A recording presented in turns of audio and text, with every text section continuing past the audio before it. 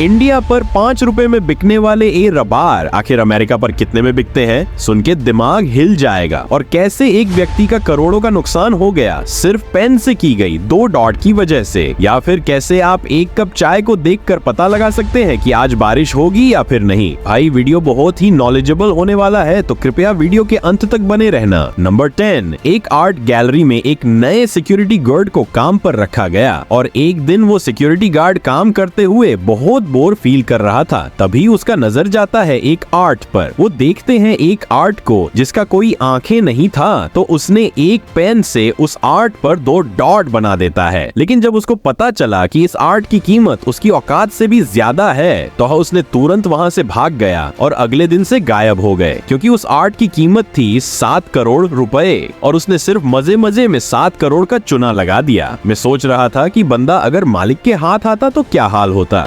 Number 9, 6 दिसंबर 2006। इस दिन को इतिहास का सबसे रेयरेस्ट दिन माना जाता है, क्योंकि जहां गूगल के मुताबिक रोजाना लगभग 4 लाख के करीब बच्चे का जन्म होता है, तो वही साल 2006 का 6 दिसंबर ही एक ऐसा दिन था जिस दिन धरती पर कोई भी बच्चा जन्म ही नहीं लिया, जो सच में चौंका देने वाला बात है। और इतिहास में ऐसा कारनामा पहली बार ही हुआ था, इसलिए इस दिन को सबसे रेयरेस्ट डे माना जाता है। नंबर 8, GTA गेम तो बहुत से लोग खेलते हैं, लेकिन क्या कभी सोचा है कि GTA गेम किसी का जान भी बचा सकता है? दरअसल एक कारनामा हुआ अमेरिका के एक लड़के के साथ, जो अपने दादाजी के साथ कार में कहीं घूमने जा रहा था, लेकिन बीच रास्ते पर उनकी कार का एक एक्सीडेंट हो जाता है और दादाजी उस हादसे में अंधे हो जाते हैं। तब 11 साल का बच्चा अपने दादाजी को बचाने के लिए अस्पताल तक कार को ड्राइव करता है बिना ड्राइविंग एक्सपीरियंस के। और इसने अपनी जिंदगी में कभी भी रियल कार का ड्राइव नहीं किया था, सिर्फ GTA गेम में कार चलाना देखकर उस कार को ड्राइव किया। और जैसी ही ये खबर पब्लिश होता है, तो इसके ऊपर GTA वालों भी रिएक्ट करते हुए बच्चे का प्रशंसा करते हैं। नंबर 7, दोस्तों किसी ने सही कहा था कि बेचना आना चाहिए, बिकता तो सब है। और इसी बात को सीरियसली लेकर साल 1961 में एक इटालियन कलाकार अपनी टट्टी को ही बेचने लगे। उसने अपनी टट्टी को छोटे छोटे डब्बे में पैक करके उसके ऊपर लिख देता था आर्टिस्ट पॉटी। और मजे की बात तो ये है कि इन पॉटी को लोग बहुत वैल्यू भी देते थे और ऊंचे दाम में खरीदते भी थे, सिर्फ इसलिए क्योंकि एक आर्टिस्ट का पॉटी था। सच में यार, दुनिया में कितने अजीब और गरीब लोग रहते हैं। नंबर 6, अपने स्कूल लाइफ में ऐसे रबार का इस्तेमाल तो किए ही होंगे जो अभी के समय इंडिया में आसानी से 5 रुपए में मिल जाता है, लेकिन सेम ही रबर अमेरिका के मार्केट में बिकते हैं 5 से 6 डॉलर में, मतलब 400 से 500 रुपए, जो कि इंडिया के तुलना में 2 से 250 गुना ज्यादा होता है। नंबर 5, एप्पल के ऐप स्टोर में आई एम रिच नाम का एक ऐप था और इस ऐप को पैसे से खरीदा जाता था, वो भी 999 डॉलर से, यानी तकरीबन 80,000 रुपए। लेकिन मजे की बात तो ये है कि इस ऐप में कुछ था ही नहीं, मतलब ऐप एकदम खाली था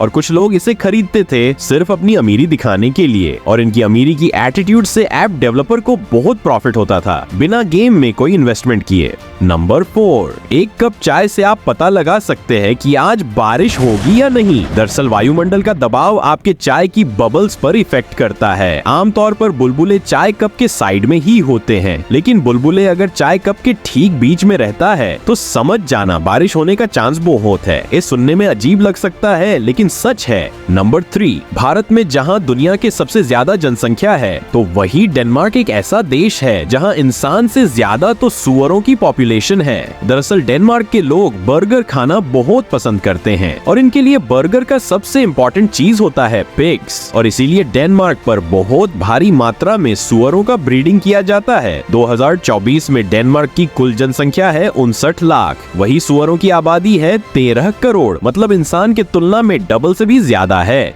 नंबर 2, जापान में जो कोल्ड ड्रिंक्स बिकता है उसके ऊपर कुछ इस तरह की ब्रेल प्रक्रिया से उस कोल्ड ड्रिंक्स का नाम भी लिखा हुआ रहता है। ऐसा इसीलिए क्योंकि जापान में ज्यादातर ऐसे प्रोडक्ट वेंडिंग मशीन पर बिकते हैं जिससे वहाँ के अंधे लोग अल्कोहल एंड सॉफ्ट ड्रिंक्स में फर्क कर सकते हैं। इसीलिए जापान में इस नियम को लागू किया गया। सच में जापान का ये आइडिया तो बहुत ही कमाल का है। नंबर 1। दोस्तों, क्या आपको पता है कि आज जो आप ए पोटैटो चिप्स बहुत मजे से खाते हैं, उसका आविष्कार एक गलती से हुआ था। साल 1853 में जॉर्ज क्रम नाम के एक शेफ ने पोटैटो चिप्स का आविष्कार किया था। दरअसल उनके रेस्टोरेंट में एक बार एक कस्टमर खाने में पोटैटो फ्राइज ऑर्डर किया, लेकिन फ्राइज के मोटे आलू से वो कस्टमर बहुत नाराज हो गया और कहा कि ये फ्राइज बहुत ही मोटे और कच्चे हैं, और इसके लिए कस्टमर ने शेफ को भी बहुत भला बुरा सुनाया और कहा कि तुम एक इनएक्सपीरियंस्ड शेफ हो। कस्टमर के ये बात जॉर्ज के दिल पे लग गई और उसके बाद जॉर्ज गुस्से में आकर आलू को बहुत ही पतले पतले और बारीकी से काट कर उन्हें डीप फ्राई किया, उसके ऊपर नमक छिड़के और उस कस्टमर को दिया। और मजे की बात तो ये है कि कस्टमर को वो चिप्स बहुत ज्यादा पसंद भी आया और कुछ इस तरह से चिप्स का आविष्कार हुआ। वैसे दोस्तों, आपको चिप्स खाना अच्छा लगता है या नहीं? नीचे यस और नो में कमेंट करके बताइए। और दोस्तों, आज की वीडियो में बस इतना ही। आपको अगर वीडियो थोड़ा सा भी अच्छा लगा हो तो प्लीज वीडियो को एक लाइक जरूर करना और जल्द ही मिलते हैं एक और न्यू वीडियो पर।